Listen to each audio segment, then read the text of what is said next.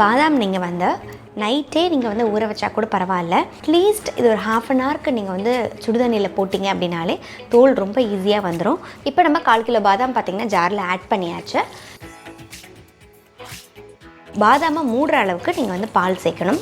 இப்போ இதை நல்லா நம்ம வந்து ஒரு கோர்ஸாக அரைச்சிக்கோங்க. இப்போ வந்து பார்த்திங்கன்னா ஓரளவுக்கு பிளெண்ட் ஆகிடுச்சு.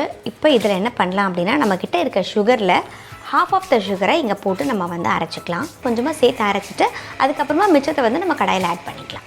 நல்ல கோர்ஸாக இருக்குது நம்மளுடைய பேஸ்ட். இப்போது கடாய் வந்து பார்த்திங்கன்னா நீங்கள் நல்லா அடி பிடிக்காத அளவுக்கு ஒரு பாத்திரம் வைங்க. ஒரு 2 டேபிள் ஸ்பூன் போல் நெய் சேர்த்துருக்கேன். இது சூடாகட்டும். அதுக்குள்ளே வந்து பார்த்திங்கன்னா இங்கே நம்மக்கிட்ட சாஃப்ரான் இருக்குது. ஸோ அதில் பால் விட்டு நம்ம ஊற வச்சிடலாம். இப்போ நெய் இந்த பக்கம் நல்லா நமக்கு காஞ்சிடுச்சு. நம்ம அரைச்சி வச்சுருக்க பேஸ்ட்டை ஆட் பண்ணிக்கலாம்.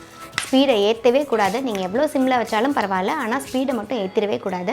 ஏன்னா கொஞ்சம் வந்து ஹல்வா தீஞ்சு போயிட்டாலும் பாதாமோடைய அந்த பர்ன்ட்டு ஸ்மெல் வந்துருச்சு அப்படின்னா நமக்கு வந்து சுத்தமாக ஃப்ளேவர் சேஞ்ச் ஆகிடும். அதனால் ரொம்ப கேர்ஃபுல்லாக பண்ணணும். ஸோ இப்போ பாதாம் வந்து பார்த்திங்கன்னா உங்களுக்கு வந்து அங்கங்கே கொதிக்க ஆரம்பிச்சிருச்சு. இந்த ஸ்டேஜில் நம்ம என்ன பண்ணலான்னா, நம்ம வச்சுருக்க மிச்ச சுகரையும் ஆட் பண்ணிக்கலாம்.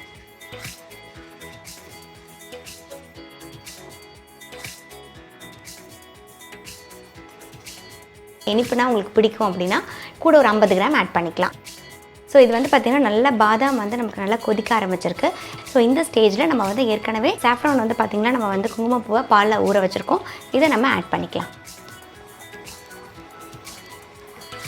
நம்ம வந்து ஒரு பிஞ்ச் வந்து இதில் எல்லோ கலர் ஆட் பண்ணிக்கலாம்.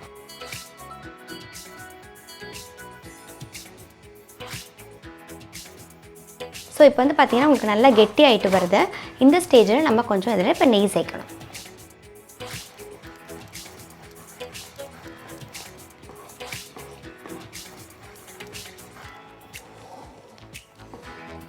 இப்போ நீங்கள் இப்படி பண்ணும்போது உங்களோட கடாயில் வந்து ஒட்டாமல் வர்றது தான் உங்களுடைய கன்சிஸ்டன்சி. இப்போ இதில் ஃபைனலாக வந்து நம்ம நட்ஸ் ஆட் பண்ணிக்கலாம். ஃப்ளேவருக்காக கொஞ்சமாக ஏலக்காய் பொடி.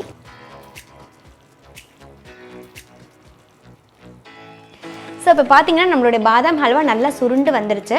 உங்களுக்கு நீங்கள் ஸ்டார்டிங்கில் இருந்ததுக்கும் இப்போ இருக்கிறதுக்கும் உங்களுக்கு நிறைய டிஃப்ரென்ஸ் தெரியும். இந்த கன்சிஸ்டன்சிலே நீங்கள் வந்து எடுத்திங்கன்னா கரெக்டாக இருக்கும்.